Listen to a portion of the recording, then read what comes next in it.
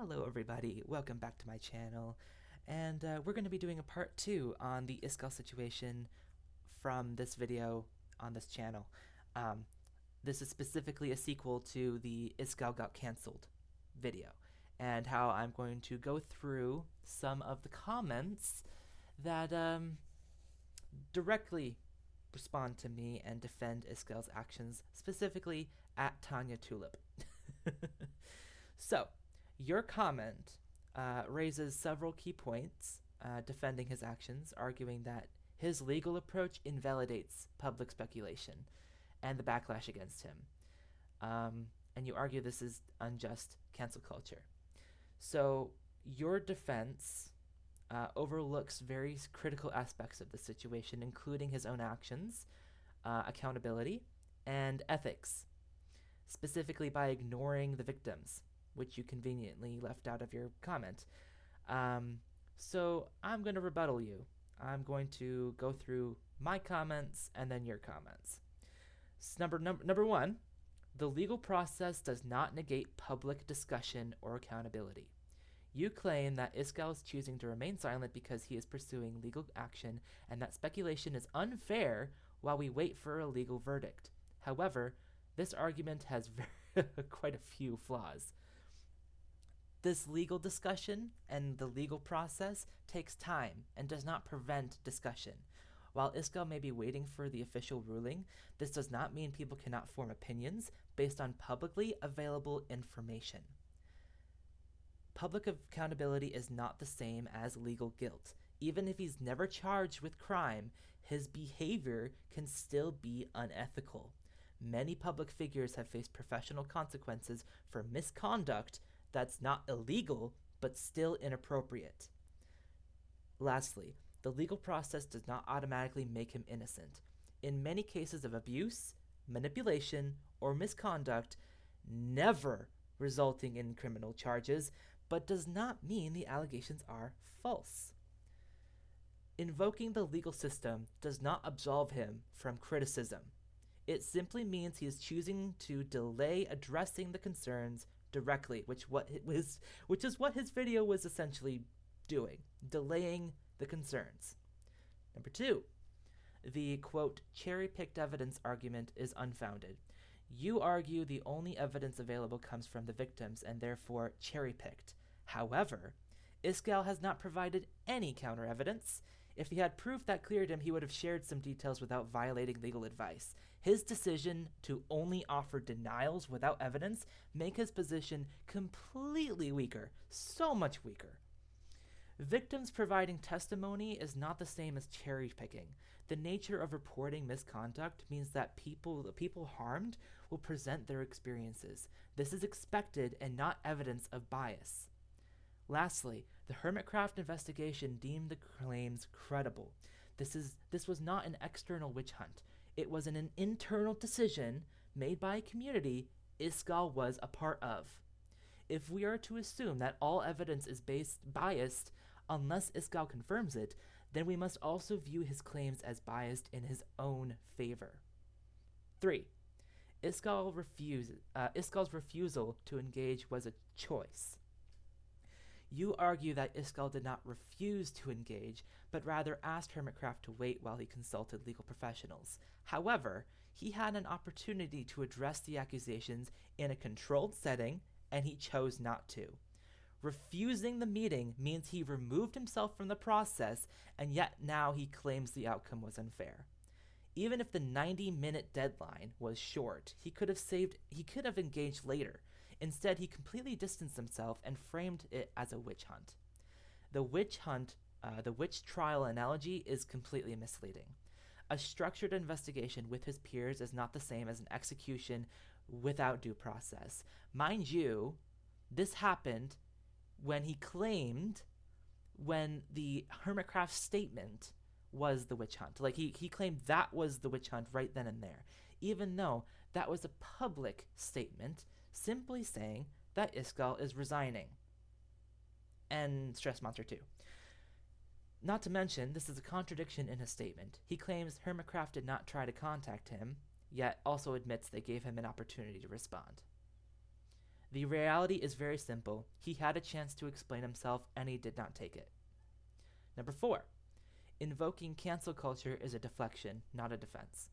You claim Iskall is being canceled unfairly and that he did the right thing by going to the police. However, cancel culture is not an excuse to avoid accountability. It is true, social media rushes to judgment, but in this case, multiple people independently came forward. Hermitcraft invested the claims, and this decision was made based on their findings. Iskall is still monetized and has a platform. He is not canceled. He still has an audience and a way to earn income. Many canceled figures continue to be successful after taking accountability, especially in this case since there's so many people defending his actions. Other creators have faced allegations and handled them differently. Some have apologized, some have shown transparency, and others have issued sincere responses. Iskall has chosen to focus on framing himself as a victim rather than addressing the concerns. That is my biggest qualm with this. At its core, it's not about cancel culture, it's about accountability. Number 5, bad choices have consequences. You argue that if Iskall believes he's innocent, he should not have to apologize. However, even if he believes he did nothing wrong, his actions led to this situation. Engaging in inappropriate conversations with fans and moderators is an imbalance of power, even if they were adults. There is a power dynamic in play when a popular content creator engages romantically with fans or subordinates. Multiple people have stated that they felt manipulated. Even if Iskall did not intend to harm them, his actions caused it. That alone warrants reflection and accountability. Refusing to acknowledge any wrongdoings makes him look even worse. An innocent person would typically be willing to engage in an investigation. His refusal to do so raises further questions. Regardless of whether he believes he did something wrong, he made a poor choice and must take responsibility for them. Number 6, the claim that, quote, it's not that bad is dismissive of power dynamics. You argue that because he did not physically harm or threaten anyone, his career should not be affected. However, again, the issue is not physical harm. It's not physical harm. It is manipulation and boundary crossing behavior. Many people in positions of power face consequences for engaging in relationships that involve coercion, manipulation, or inappropriate power dynamics. Saying the victims could have walked away ignores the reality of influence. Power imbalances make it very difficult for people to say no, especially when they are financially or socially connected to the person in question. A person's career can be affected by their own actions. Iskall chose to engage in inappropriate behavior with fans and subordinates. That comes with consequences. Whether or not you personally believe his behavior was bad enough to warrant removal, Hermitcraft decided it was. That's their right as a private community. Number 7. Iskall's own statement contradicts itself. You argue that Iskall was being content moderated by Hermitcraft and that this is unfair. However, he does not specify what Hermitcraft made him keep quiet about. This is a vague claim designed to stir distrust without giving any information. This is misinformation. He claims to value privacy while also hinting at secrets. If he really wanted to move on, he would not be making veiled threats about revealing hidden truths. His statement is inconsistent and clearly designed to paint himself as a victim while avoiding direct engagement. We also have to remember that Hermitcraft is a democracy. They all make decisions together. Iskall was not even that active in the last 2 seasons before season 10, season 8 and season 7. So while you claim the victims could have walked away, Iskall could have walked away easily. He was already so disillusioned with Hermitcraft, he could have ended it right then and there. He was already not even part of the seasons before season 10. So his claim is even more inconsistent when we put that into the context. Number 8. Conclusion. Iskall's choices led to this outcome.